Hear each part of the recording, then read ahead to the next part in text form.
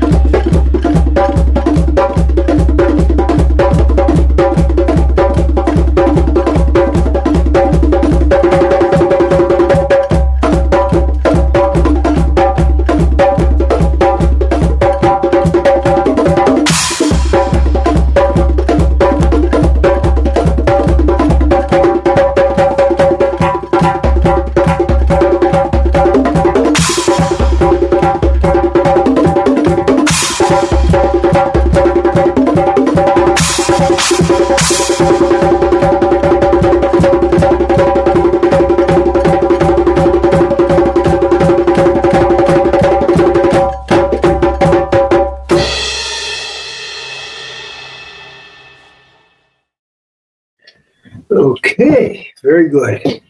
Let's just take a moment to go inward with a little bit of meditation, just a minute or two. Here we go.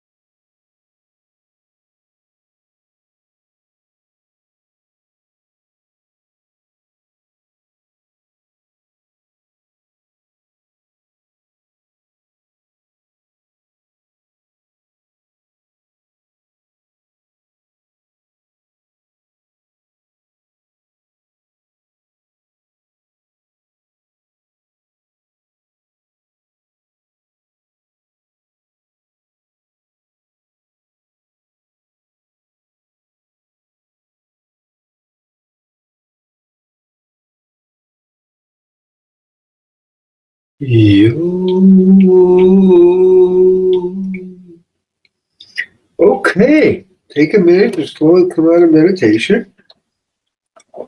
And the topic we're going to talk about is very, very ancient. Why is it that people war against each other continually? Why is it? It's a really important question. Now, there was a person that solved this temporarily. It was King Ashoka, a Buddhist king who ruled India, and his whole regime carried on for, I think, about 400 years. And there was peace throughout all India, going all the way to the Middle East. Not to Middle East, but close. And it's like, what he did was put a very high value on the principle of ahimsa. What does that mean?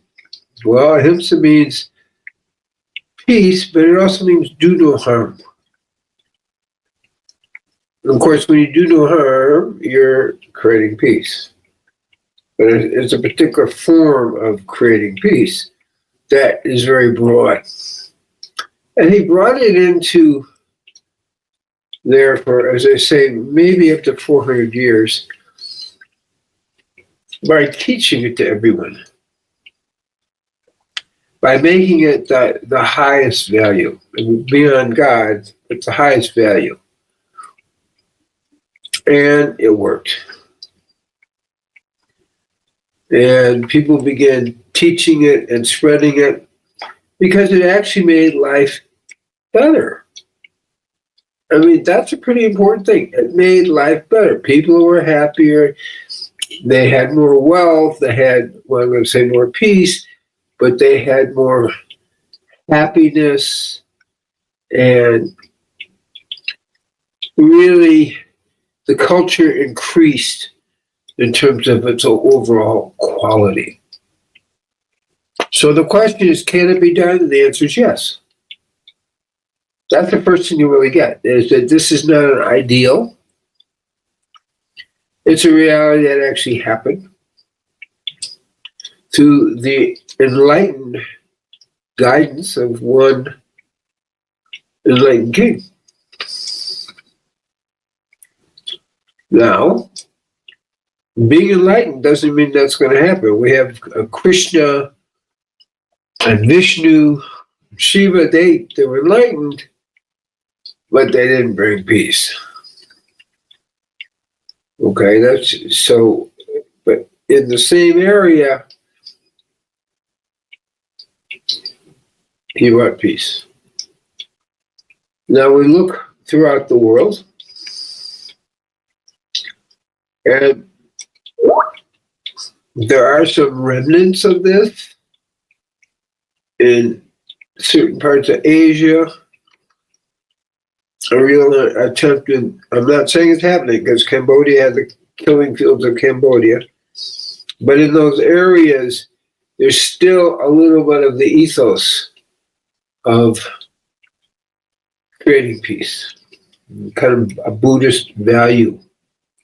I mean, it's a value in every tradition, but the Buddhist approach to it, where it becomes like ahimsa is the highest value. And then, of course, goes into peaceful eating, no killing in your diet, peaceful relationships, and love. You have to have peace to have love. At the level I'm talking about. So why don't we have it? Ashoka did it. What's so hard? Well, there's something, if we just look at the world today, and people seem to be really ready to fight with each other.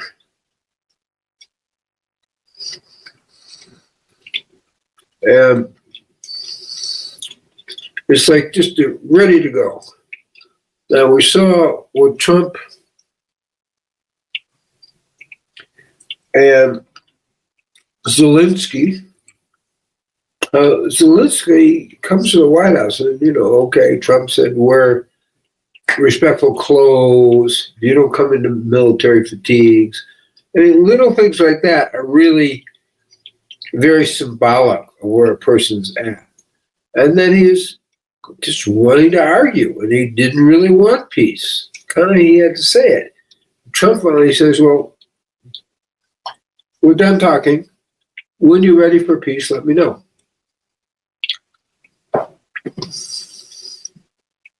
That's not a really straightforward statement. But he was acknowledging that Zelensky wasn't ready for peace at that moment. Now, he's changed his mind, because the price of not being ready for peace is big. And we're talking, I don't have the exact statistics, I don't know if anybody does, but at least 500,000 people dead on his side, and maybe 600,000 dead on the Russian side. Now, Putin, the Russian leader, is somewhat open to peace, but the formula isn't quite right. And if we look at that whole process, how did this start? Well, the West broke the Minsk agreement, where they would not get that close to the borders of Russia. And they get closer and closer until finally Russia responds. Now, they're not innocent, but I'm saying we pushed them. And there are certain forces in Europe who really want war. I can't tell you why they want war, but they really want war. We can say, well, you make money off what you do. And, the power shifts because the military industrial complex is more in charge. But there's more to it. It's the easiest position to fall into. War. Because it isn't about negotiating and giving a little bit and balancing. It's like, let's just go at it, as if somehow, obviously it's releasing aggression. I'm going to say that's more male stuff, but more and more females are involved in this level of aggression. And it's also aggression, not in terms of territory, but there's a very large aggression against the Christian world, against Christians, and particularly in Africa. And you see some of that obviously in China. And I want to point, there's at least 110 different international conflicts. You got Syria. Syria just got started.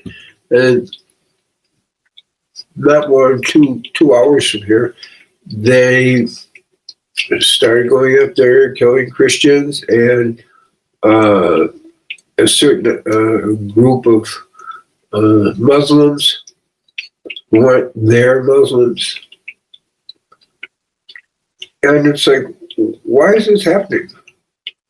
At the same time, the European powers are greeting this new leader in Syria who has clearly been known to be a violent rebel,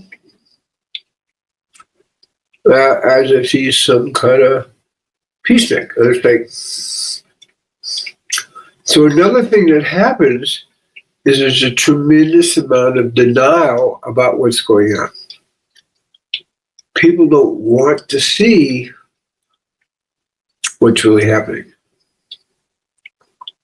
Now, we clearly saw that on October 7th, when 1,200 civilians were slaughtered, raped, mutilated, multiple rapes of the same woman before killing her. It was another level, not seen in the modern world, not seen even with the Nazis. The Nazis, when they did their atrocities, some of them it so bothered that they had to get drunk each night to be able to cope with it. In Hamas, you see people celebrating and beating the dead bodies who were brought back. Now, where am I going with that? So, we're talking about people's internal anger at themselves being externalized. That's certainly a piece of it. Not believing there could really be peace, like the history of King Ashoka. But I think there's a demonic quality to it too. I think literally, as prophesized in the book of Revelations, we have the gates of hell being opened. And the demonic forces are coming through. And they're affecting people on a more mass nature, a level of mass consciousness. And the first people usually are going to be the Jews. And then now we have the Christians, who are a much bigger group, and in a sense, a bigger target. So you start with, as the Muslims put it, the Saturday people, and then you go after the Sunday people. And those are very important intentions. And here where I am, I see all these interviews of Hamas mothers and grandmothers really, really pushing for violence. And so I don't want to say it's just the men. The men are the forefront or players of it, but they have tremendous support from the age of, kids 3 years old. Their purpose in life is to kill Jews. So that's where their focus is. And that, of course, is going to bring a certain result. It's called war. Okay, it's called terrorism.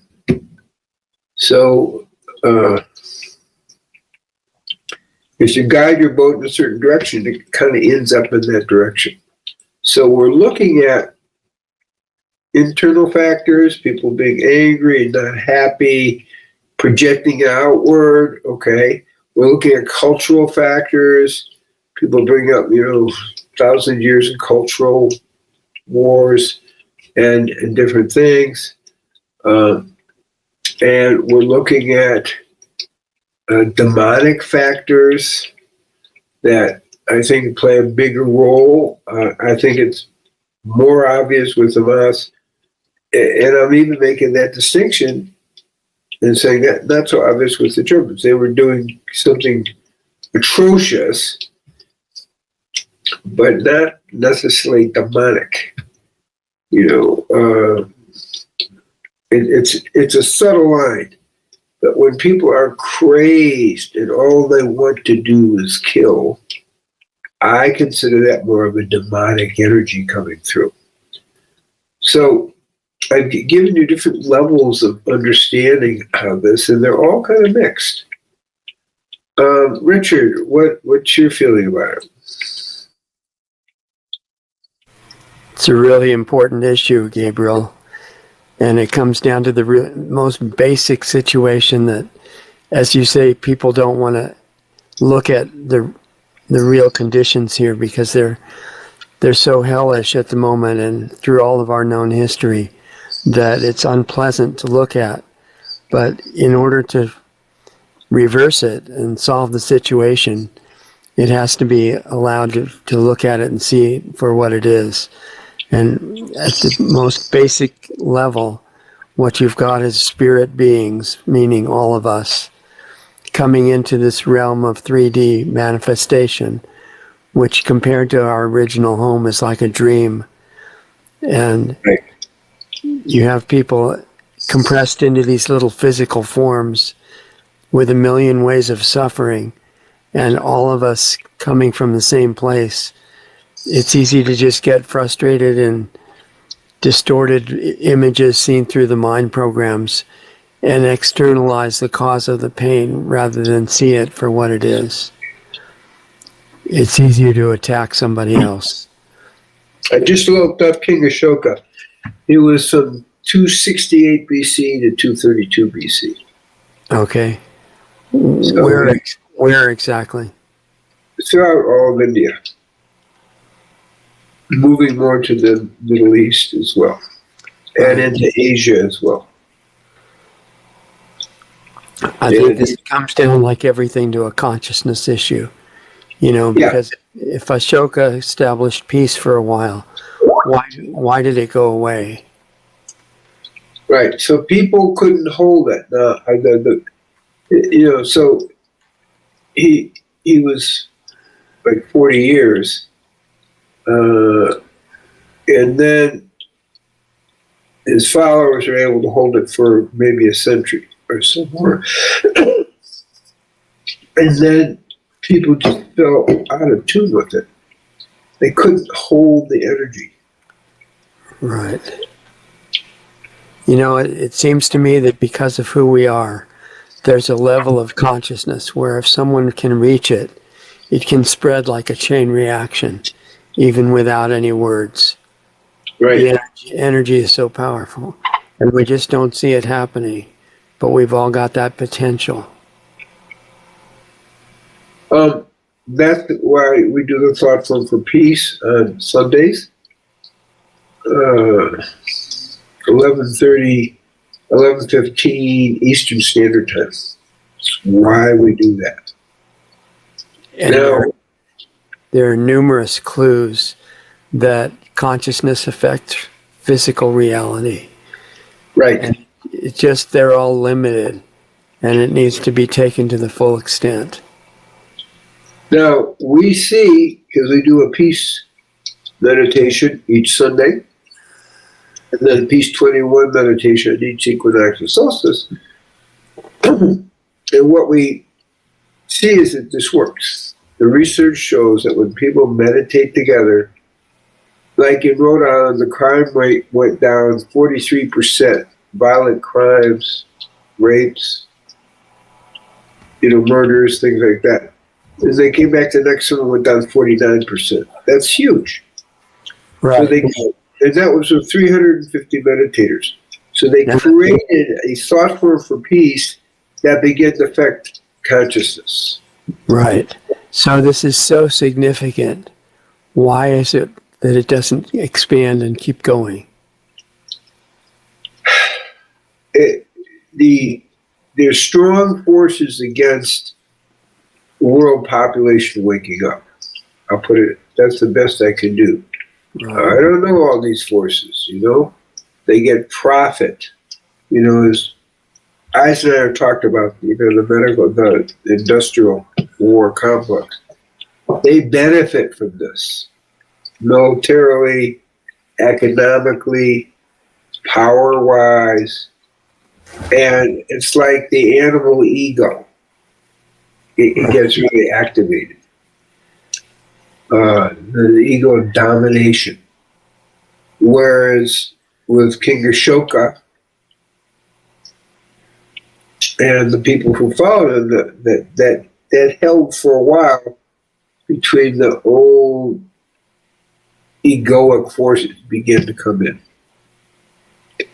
But again, this is, from my feeling, this problem is not just human consciousness, but demonic consciousness is constantly battling, take over. And, why do they go, you go to a bar, what do they call it? Spirits? What are spirits?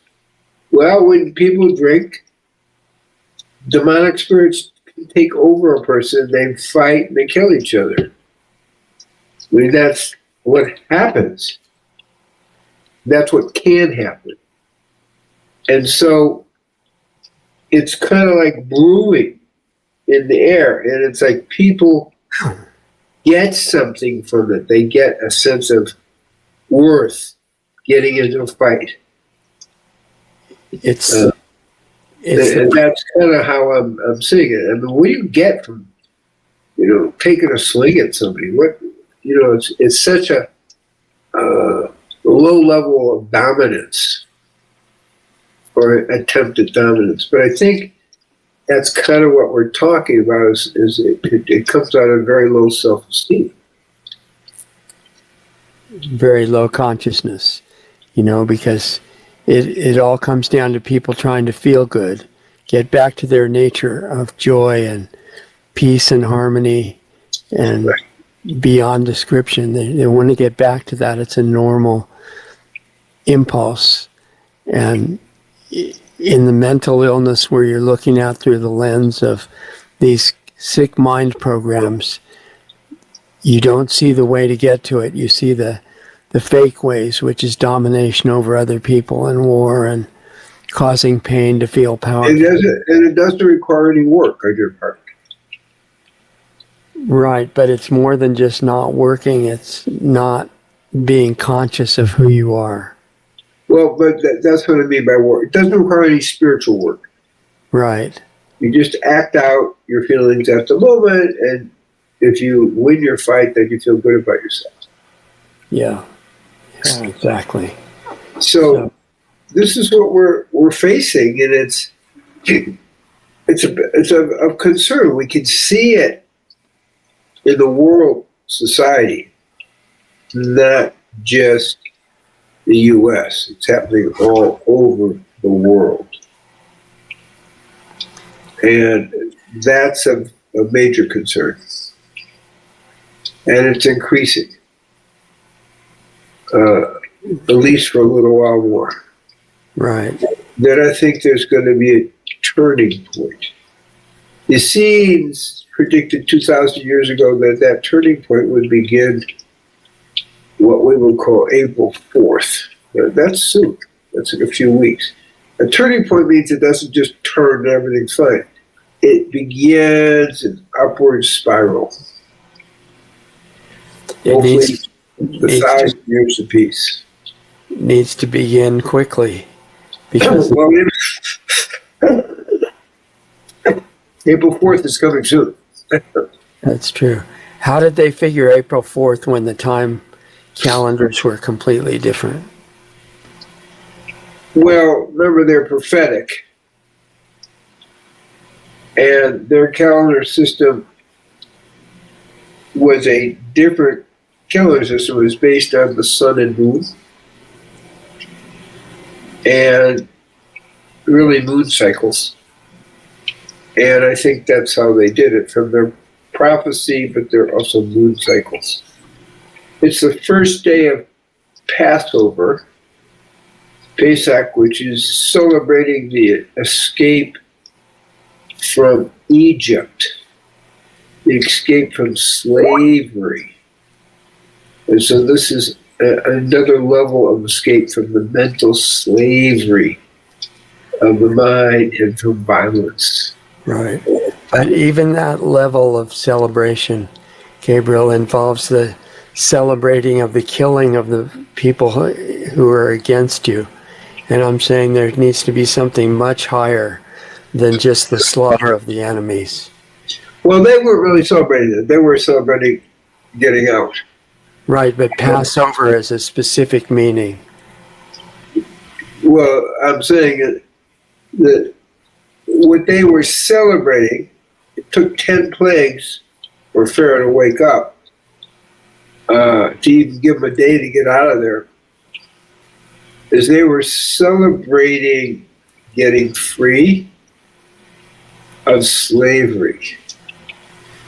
That's what they were celebrating. And they were celebrating escaping.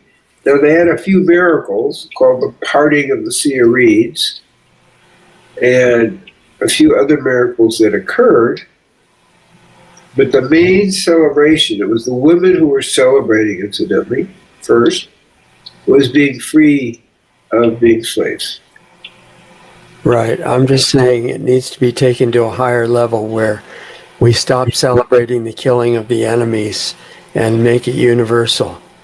Because Yeah, I'm agreeing. I'm just saying that they did mention about the horse and rider in the sea, but they were celebrating getting free as the primary. But God also was punishing Pharaoh, and so he lost his whole army. Right. He didn't have to. He didn't have to, but he made a choice. That's an interesting biblical story because in it, God makes sure that Pharaoh doesn't wake up in time to avoid the killing. Well, he for the first 5 plagues, he has the opportunity to wake up. But after that, Pharaoh becomes stiff-necked. After that, God gets mad and makes him not wake up. Well, he doesn't get mad. He just is, you're stuck in your thing, which is the way it is in the world today. You get stuck. I'm saying there's a level of God that's unconditional love. And that's so much more attractive than the justice level. It's hard to get into the whole discussion about Exodus, except what I see happening in today's world, let's come back to the present, is people start to get stuck in the way they're solving problems. Right. And it's always us against them. Correct. And Trump breaks the pattern a little bit. One, he's not predictable, but 2, he's a negotiator. It's a whole different concept than might makes right. Right. And I'll just put it that way. I think it's pretty clear that what Trump did is say, look, we can work this out if you're interested. And you better be interested because we're not going to support you otherwise. And he's talking about saving the lives of people on all sides of the conflict. Yes. That's the point I'm making. Yeah. It's negotiating rather than win-lose. I think that's one of the reasons that Trump is so hated by the mainstream organizations and the media and the oligarchs in power and things like that, because he's threatening the war business. Yeah, oh yeah. Which is a huge industry. Yes. And now he's been threatening with the Doge work that's been going on, the unbelievable scale of corruption.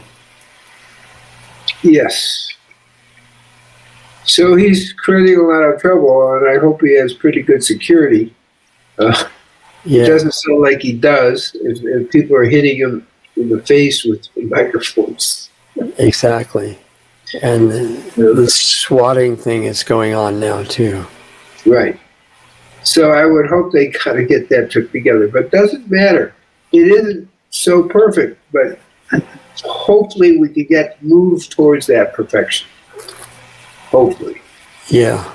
And I'd like to see a point where it's not temporary, where even though this is far from the home we came from, and it's a dream compared to God, it could be a good dream and not a nightmare. Well, we're starting that. We just need to, I'm going to study Tinker Shoke a little bit to see what really happened. Why was he successful? Again, he taught a principle called ahimsa. Right. Okay, do no harm. But it did last after he left his body for a period of time. So he was in power for, 38 years. I'm not sure. I have to go back and check it. But the point is, he did succeed. Ahimsa used to be the primary element in the medical code as well, interestingly enough. Yeah. According to Hippocrates, right? Yeah, he didn't use the word ahimsa, but do no harm. Right, same thing. Yeah, I understand. It's a Buddhist word. That's what I'm saying. And the question is, what's the reason for ahimsa? It's not just a rule that you do this or you get punished. Well, You do it it wasn't like that at all. It wasn't like that at all. Love your neighbor as yourself, which came out of the Torah, is the same thing. Because your neighbor is yourself in another form. Right. And in the world of duality, the world of karma, the Torah says measure for measure. You act a certain way, then that measure comes back. You do good things come back. You do bad things, there's a bad thing payoff, so to speak. So these principles, love your neighbor as yourself, do no harm, ahimsa, they're not mysterious. They're not hidden. It's not hidden. The question is, why don't people choose to do that? And that's the kind of the hidden question. I think it has to be answered, and move beyond that. I think on this level, we're subject to all this mind programming, and it's foreign to the nature of who we are. Yeah, but it's been that way for thousands of years. Yeah, that's right. Maybe since the very beginning. Yeah, so it's not exactly something coming out of, the New World Order. They're just playing it out. No, that's right. And the same with the entities and people that are being demonic. They're looking through the same lens of this distorted mind programs, and it's making them cause harm as a way of, it's almost like a drug addiction, getting a high by hurting, causing... Yeah, it is a dopamine addiction. Trouble is it doesn't last, but then you have to keep doing it. So it's a dopamine high for sure. So it's very difficult, but Ashoka did it.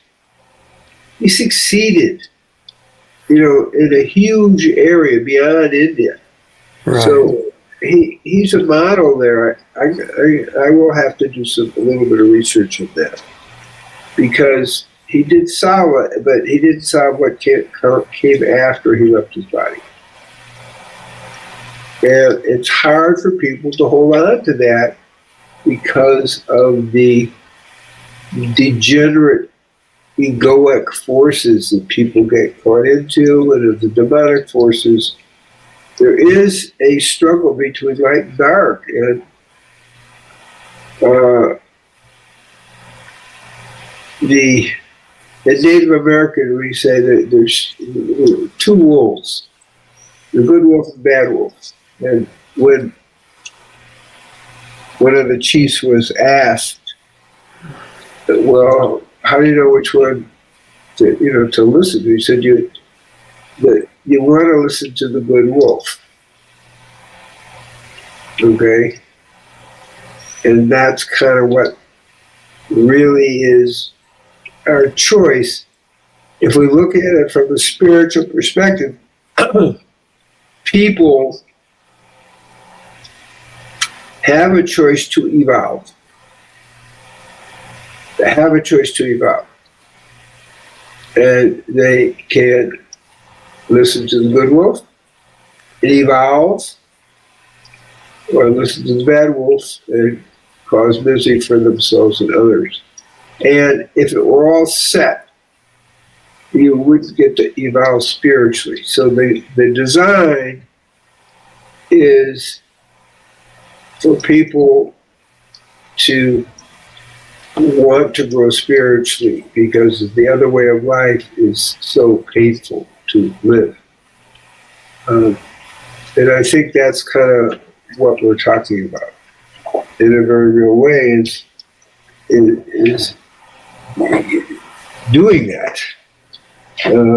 Growing spiritually as who you listen to. And so I think we should end with that idea that I certainly bless people that we listen to the good wolf who inspires us to love our neighbor as ourselves, inspires us to live the consciousness of ahimsa. And ultimately, that can take us to love. It's not the same thing, but it's the basics. So may everyone be blessed that we do that and then have that as an example for all those to inspire everyone else. So I thank you, Richard, and I thank Doug for having this program, and I'm going to turn it back to Richard. Yeah, thank you, Gabriel. I think that story, that Native American story about the good and the bad wolf, has different iterations, but it's a great story. And I was trying to remember which chief it was. Do you remember that was telling the story? He was Lakota, and it skipped my mind. Usually I know it. The version that I heard was that he was walking with a child, and he talked about the two wolves arguing with each other. One was trying to lead him down the false path, and the other was trying to inspire him with truth. And there was this big conflict going on, and the kid asked, well, which wolf is going to win? And the chief said, it's the one you feed with your attention. Right. And it's the same issue for all of us. No, that is pretty much the story, okay? Right. It's the issue of the world, which one will humanity listen to? And we have so many clues that there's this massive power to break through into truth in every individual, including the ones that are currently sold out to evil. It's just a distraction. Evil is a temporary mental condition where you're not seeing what's real. And we can come back from that. So, are you searching for the name, Gabriel? Yeah, but it's giving me all kinds of stories. It doesn't give me what I want. Yeah. But I'm searching for the name. That is what I'm doing here. Sitting Bull. Yeah, that sounds right. That sounds right. Thank you. No, that is right. It's Sitting Bull. Anyway, Sitting Bull had some incredible... And he was a Lakota Sioux. And it was from him. He was very wise. So that same wisdom lives in each one of us. And if you listen to the good wolf, the course of your life is completely different. So we need to encourage each other. And the reason for ahimsa is because we're all one. And that's not obvious on the surface. When we're looking through the mind programs, it looks like it's the opposite of the case. But if it gets quiet and the mental chatter gets dropped, then it becomes more and more clear. And that's where we need to get back to. So ahimsa is a starting point, because do no harm is still a dualistic statement. Okay? It's a starting point that brings you to oneness. Right. You see what I'm saying here? Yeah. It's a negative. It's like, don't do anything bad, It used to be what the doctors were taught when they graduated. That's why we have love your neighbor as yourself, which is a more positive statement. Right. But it's it's a way of life, okay? And I think that's the important thing of that concept. It's a way of life. Incidentally, what we find, we're doing a spiritual fast in the Dominican Republic, it's June 1st.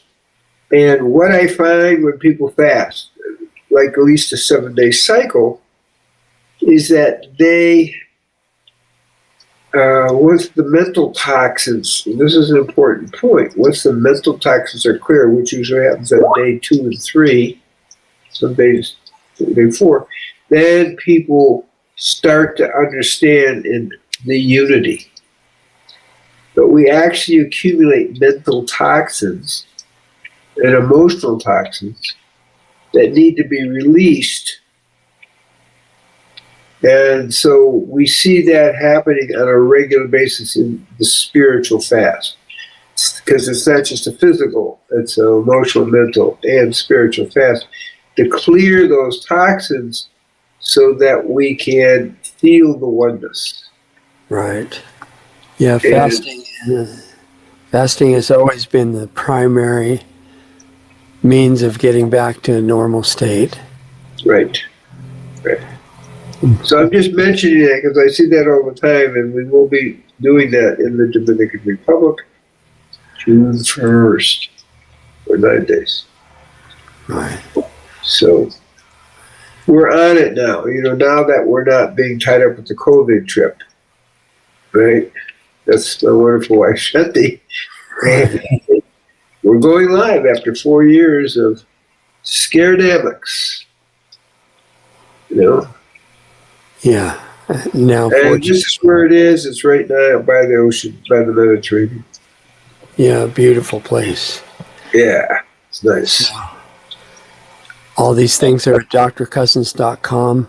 It's programmed. Right. And this is actually drcousenspiritualfast.com. Okay, special site. Yeah, it's its own website, drcousenspiritualfast.com. And go there. We have specials. We have this. We do things because we want couples to do it together. Anyway, but this is where the change happens in a much shorter time because we're more actively letting go of the spiritual and emotional and mental toxins. It's a very active clearing as well as obviously the physical toxins. Yeah. So we do have ways to speed the process up. I'm not sure what Ashoka did. I'm again have to do a little research into that. But I know he probably did fasting as part of it too. Another good source for people to look at is the Essene Gospel of Peace. And yes. you don't have to buy it. You can read it online. Essene Gospel of Peace, Book 1, PDF. And it's right there. It's a really good book. It's a really good book. So anyway, we've kept you over time, Dr. Cousens. And sorry about that, but it's okay. Very important topic and encouragement for everybody to remember who we are. Everything comes from there. And that leads to ahimsa, leads to loving your neighbor as yourself, not as an arbitrary idea, but because it's the truth. And we're all on the way to get back to how we're supposed to feel, which is beyond description. And then there's not a problem at that point. And we're going back there, but to have it here while we're in physical form is the challenge. Perfect. And that's what we're working with. So well stated. Good. Blessings to everybody. And blessings. Thank you, Doc. We'll see you next time. Take care. Next Monday,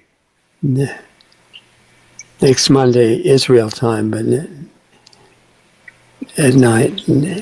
You wanna mention the times again, Gabriel? Yeah, it's really 2:00 East Coast time, 2 p.m. And that's our standard, so we don't get mixed up. Right.